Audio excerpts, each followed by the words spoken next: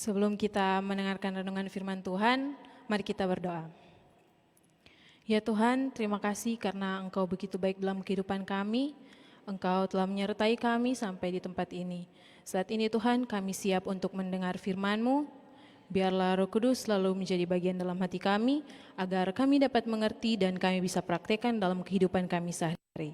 Terima kasih Tuhan, karena Engkau selalu mendengar dan akan menjawab doa kami. Di dalam nama Yesus kami berdoa, amin.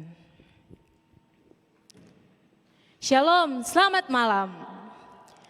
Senang sekali kita dapat bertemu kembali di KKR-Net PA Pemuda Advent Pionir Sario dengan judul Tuhan, aku akan pergi pulihkan diriku. Saudara-saudara, kita hidup sekarang ini dengan berbagai macam kekhawatiran. Salah satunya adalah wabah yang sekarang ini sangat kita takuti. Saya pikir penyakit seperti ini hanya terjadi pada zaman kita sekarang ini. Ternyata setelah kita menelusuri sejarah, kita akan mendapatkan bahwa dunia pernah mengalami penyakit yang sangat besar. Yang pertama, cacar, yang dalam kurun 100 tahun berhasil mengorbankan 26 juta jiwa. Yang kedua, wabah pes atau terkenal dengan nama sampar, yang dapat menumbangkan 20 juta jiwa. Tanpa kita mundur terlalu jauh, pada tahun 1918 di kamp tentara Inggris muncul wabah Spanish flu yang hanya dalam kurun waktu 8 bulan merenggut 25 juta nyawa manusia. Mungkin seiring berjalannya waktu, kita tidak mengenal akan penyakit-penyakit yang saya sebutkan tadi. Tetapi sekarang ini, pada zaman kita ini, kita sudah mengalami penyakit yang bisa dibilang menggemparkan seluruh dunia, yang kita kenal dengan nama COVID-19 atau Corona. Kita tahu bersama bahaya akan penyakit ini. Penyebab dari penyakit ini adalah seluruh dunia mengalami lockdown atau dikarantina. Bahkan dengan adanya COVID ini menyebabkan sekolah-sekolah ditutup, perkantoran ditutup, dan segala aktivitas kita lakukan hanya di rumah saja. Lebih parahnya lagi, seiring berjalannya waktu dan sampai sekarang ini, COVID semakin hari semakin lebih banyak, semakin bertambah. Dan kita pun lebih susah untuk menjalankan aktivitas kita. Berdasarkan berita yang beredar, lebih dari 84 juta jiwa yang terjangkit dan lebih dari 1,8 juta jiwa meninggal di seluruh dunia. Meskipun seluruh penyakit ini menghasilkan kekacauan, tetapi ada satu penyakit yang lebih berbahaya daripada cacar, pes, bahkan COVID-19, yaitu kusta. Pada zaman Yesus juga sudah ada penyakit yang sangat berbahaya dan sangat cepat menular. Saya memiliki 4 pertanyaan yang dapat kita renungkan. Yang pertama, bagaimanakah penyakit kusta dipandang? Yang kedua, apa yang harus dilakukan kepada mereka yang terkena kusta? Yang ketiga, melambangkan apakah kusta itu? Dan yang keempat, apa yang dilakukan oleh mereka yang mengalami mujizat pemulihan dari firman Allah? Injil Matius, Markus, dan Lukas telah menceritakan mengenai seorang berpenyakit kusta yang menghampiri Yesus untuk mendapatkan kesembuhan. Dalam Markus 1 ayat 40-42 berbunyi, "Kalau engkau mau, engkau dapat mentahirkan aku." Maka tergeraklah hatinya oleh belas kasihan. Lalu ia mengulurkan tangannya, menjamah orang itu dan berkata kepadanya, Aku mau, jadilah engkau tahir. Seketika itu juga lenyaplah penyakit kusta orang itu dan ia menjadi tahir. Penyakit kusta berdasarkan yang Alkitab terangkan adalah penyakit yang sangat menyakitkan dan menjijikan dan menyebabkan orang yang bersentuhan dengan penderitanya menjadi najis dan tidak ada obatnya. Pada zaman Yesus, penyakit kusta adalah penyakit yang paling buruk dan dikenal sebagai tula atau murka Allah. Dan penyakit ini sangat ditakuti, bukan hanya karena penyakit ini tidak dapat disembuhkan, namun juga bekas yang tertinggal di tubuh penderitanya. Di zaman Yesus, orang kusta itu terkena sebagai kusta dianggap lumpuh total secara fisik dan rohani. Penderita kusta itu juga seperti mayat hidup. Mereka dikucilkan dari masyarakat. Mereka dianggap tidak mendapat berkat surga. Saudara-saudara, dapatkah kita membayangkan penderitaan dan kesengsaraan penderita kusta? Terpisah sepenuhnya dari keluarga, sahabat, dan masyarakat. Bayangkan penderita emosional dan mental yang dialami oleh mereka yang menderita kusta. Hidup dengan penyakit yang dianggap sebagai hukum Allah dan menjadi orang yang paling hina dari semua orang berdosa. Namun, izinkan saya mengatakan hal ini. Meskipun kusta adalah penyakit yang paling menjijikan, namun kusta bukanlah penyakit yang terburuk. Ada penyakit yang jauh lebih berbahaya yang menggunakan kusta sebagai lambangnya. Dalam buku Ellen G. White, Kerinduan Segala Zaman, jilid 1 halaman 266 berbunyi, pekerjaan Kristus dalam menyembuhkan orang kusta dari penyakitnya yang mengerikan itu menjadi suatu ilustrasi tentang pekerjaannya dalam menyucikan jiwa dari dosa. Orang yang datang pada Yesus itu penuh dengan kusta. Racun, penyakit yang mematikan itu merajalela pada seluruh tubuhnya. Murid-murid berusaha mencegah guru mereka supaya jangan menjamah orang kusta. Karena seorang yang berani menjamah seorang yang kena penyakit kusta menjadikan dirinya juga najis. Tetapi dengan meletakkan tangannya atas orang kusta itu, Yesus tidak mendapat apa-apa yang najis. Jamahannya memberikan kuasa yang memberi hidup, penyakit kusta disembuhkan. Demikian pula dengan kusta yang telah berakar dalam, mematikan dan mustahil disucikan oleh kuasa manusia. Penulis Ellen G. White dalam bukunya Kerinduan Segala Zaman menyatakan kepada kita bahwa dosa adalah penyebab utama dari segala penyakit yang ada. Kusta adalah lambang sempurna dari dosa. Kusta merupakan penyebab utama dan perusak terbesar dari segala penyakit yang ada. Seorang pengkhotbah bernama Greg Laurie memberikan perbandingan yang luar biasa antara kusta dan dosa. Yang pertama, kusta terjadi dengan cara yang tidak terduga. Dosa pun begitu, terjadi dengan cara tak diduga. Hawa tidak pernah membayangkan percakapan yang sederhana dengan ular menjadi jalan pembuka munculnya dosa di dunia ini. Daud tidak menyangka bahwa lirikannya kepada seorang istri tentara menghasilkan banyak masalah bagi keluarganya.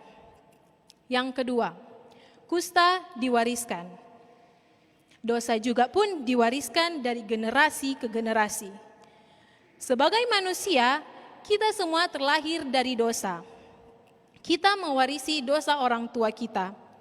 Itulah sebabnya kita bukan orang berdosa karena perbuatan, tetapi kita berdosa karena kita terlahir dari dosa. Yang ketiga, kusta menyebar secara cepat. Dosa pun menyebar secara cepat, bertumbuh dan menyebar dengan cepat di dalam jiwa. Dan yang terakhir, kusta sangatlah menular. Dosa seperti halnya kusta, dapat menular terhadap semua orang.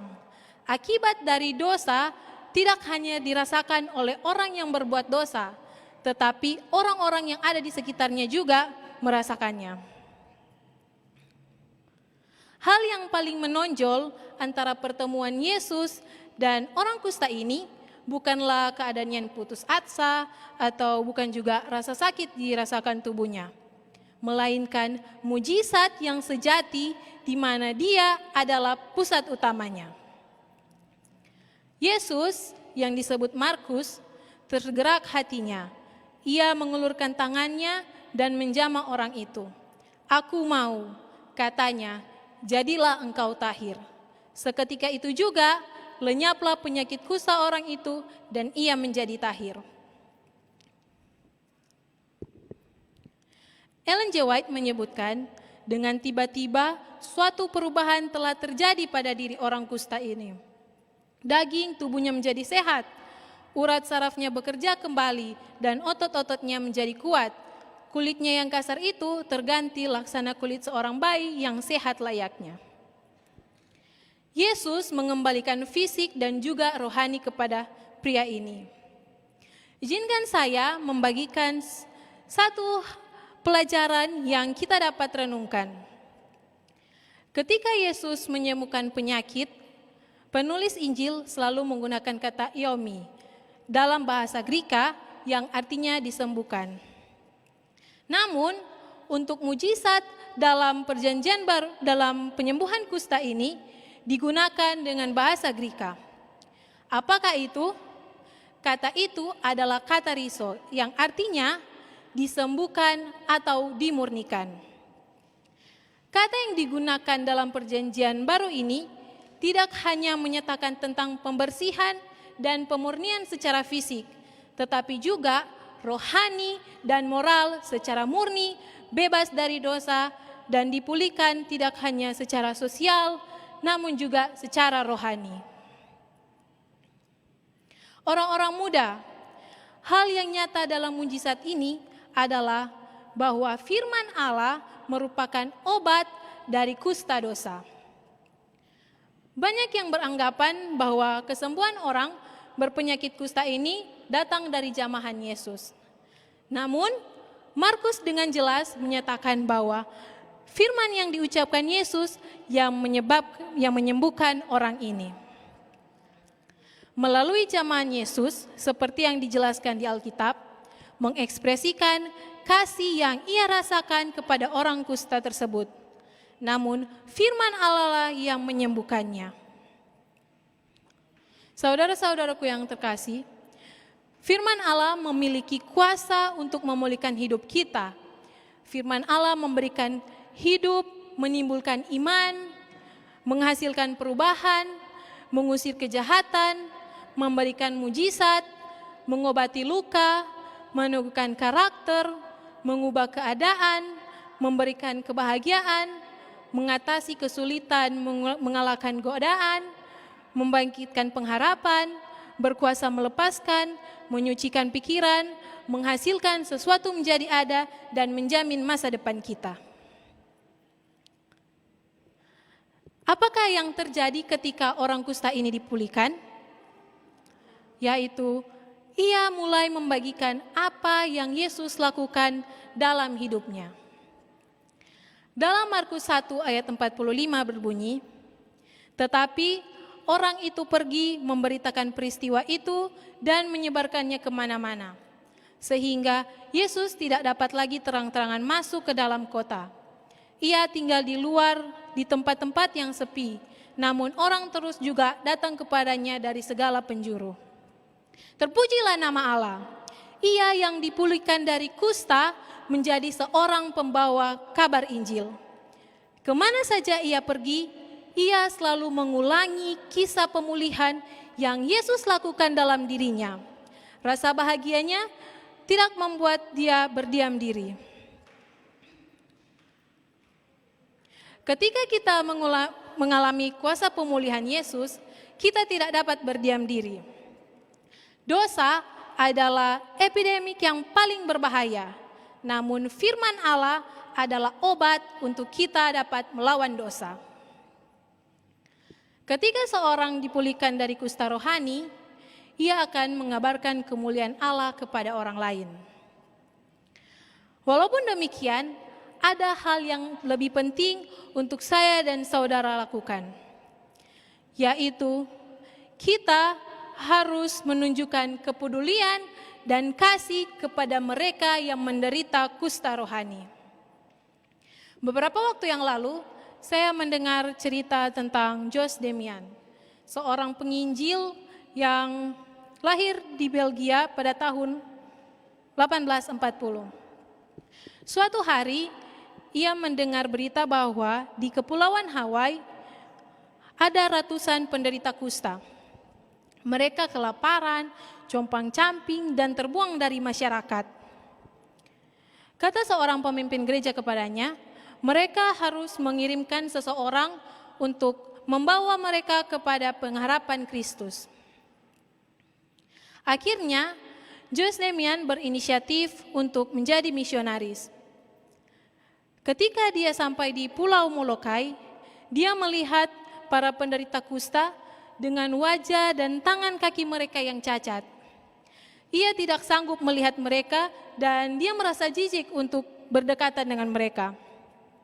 Akhirnya dia membangun gubuknya sendiri, menyiapkan makanannya sendiri, dia mencuci bajunya sendiri, bahkan dia ke gereja hanya datang untuk berkhotbah lalu kembali ke gubuknya. Tetapi suatu ketika dia berpikir bahwa apa yang dia lakukan hanya dengan memberikan firman Tuhan itu tidak dapat terjadi apa-apa atau tidak terjadi perubahan kepada mereka yang menderita kusta. Akhirnya dia mengambil suatu keputusan, yaitu untuk berbaur kepada orang kusta. Ia membantu mereka membangun gubuk, menggali sumur agar memiliki air yang cukup. Ia menyediakan pakaian dan makanan, membersihkan dan membalut luka mereka. Akhirnya, Jos bergaul dengan mereka dan dia meninggal sebagai seorang kusta. Tetapi menjelang kematiannya, dia memiliki sukacita yang luar biasa karena orang-orang yang di tempat itu seluruhnya menerima Yesus.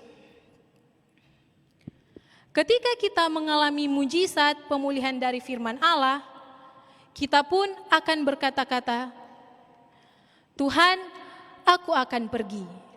Saya bawa dalam nama Yesus, amin. Mari kita berdoa. Tuhan, terima kasih atas pekabaran firman Tuhan yang telah kami dengar.